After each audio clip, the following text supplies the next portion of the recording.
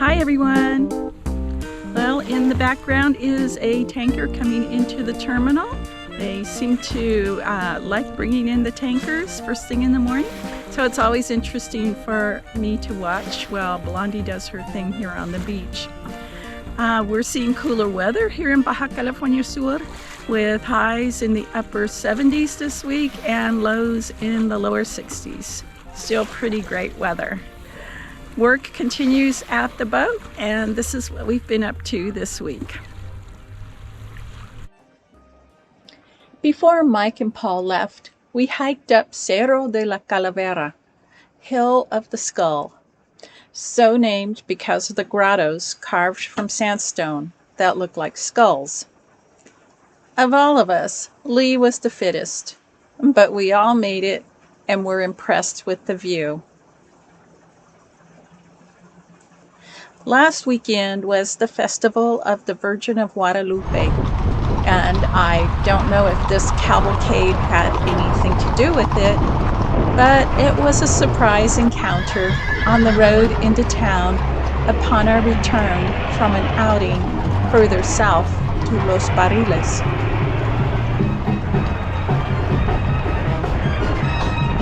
When Mike and Paul returned to the United States, it was back to projects. We find we don't need to carry a lot of gasoline for our 5-horsepower dinghy outboard, and Lee asked if I could cut down a large gas tank cover to protect our small gas container. Last year in the U.S., I splurged and bought sewing clips, and they were extremely useful in this project. It was also helpful to have dressmaker's chalk for marking sewing lines. And now the tank is protected from UV degradation. The other sewing project pending was the replacement of the butterfly hatch cover. The butterfly hatch has a beautiful furniture quality varnish finish, but the finish isn't very practical. We love the hatch for the amount of airflow it can introduce into the cabin, and in winter the light admitted through the glass makes the cabin light and airy. But there is no way the finish can stand up to the UV radiation without constant varnishing, and with the intricate construction joinery, it would be a very time-consuming job. Hence the cover. And the previous owner had a great idea of using clear vinyl panels to allow light through, but over the years the vinyl became opaque and brittle. I decided to have a continuous panel of Sombrella over the center to encourage water to flow off, and then shape the end panels to fit the profile of the hatch. Again, the clips came in handy, and I found I was using a lot less canvas seam stick, an incidental cost savings. Also, it is handy to have a hot knife for cutting and sealing the edges of Sombrella to prevent unraveling of the material, and for the same reason when cutting webbing. I copied the original idea of using an elastic cord to snug under the corner overhangs. I didn't happen to have the same thickness of shock cord, and will probably have to eventually replace the cord. You may also have noticed that we are slowly transitioning our canvas color from Pacific blue to turquoise.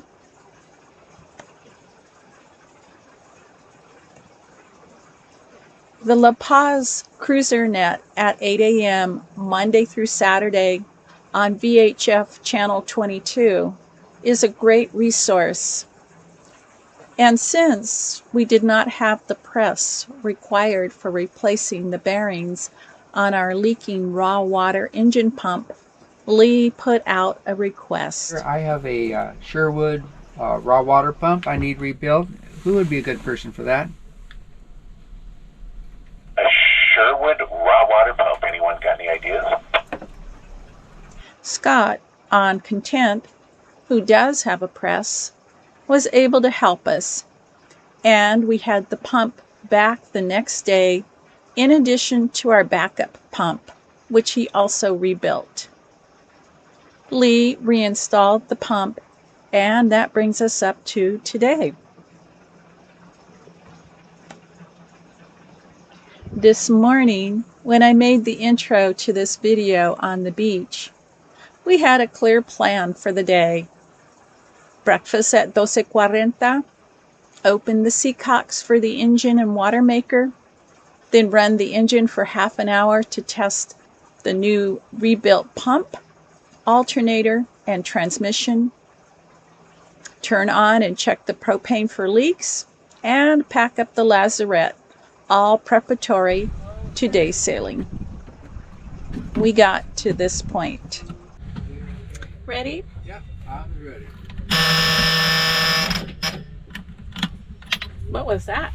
I don't know. Didn't start up yet. Not going? Nothing. Okay. It's like it blew a fuse. You can just turn it on. We are not mechanics, and this might immediately suggest something to you. Lee is leaning towards something electrical, since the low oil pressure alarm buzzer is now silent. While Lee was thinking things over, we moved on to turning on the propane and checking for leaks with the sniffer. All was good, and I cooked a nice lunch. In preparation for evening dinner, I flipped the switch on the propane solenoid, and nothing. What is going on here? Are there gremlins in our electrical? Our friend Scott posed the rhetorical question, why do we buy old boats? Why not just do away with these problems and buy new boats? There are a multitude of answers to that question, but for me, it boils down to, I love this comfortable old boat. Hopefully, next week, we will have the answers to our current batch of problems. So, until then,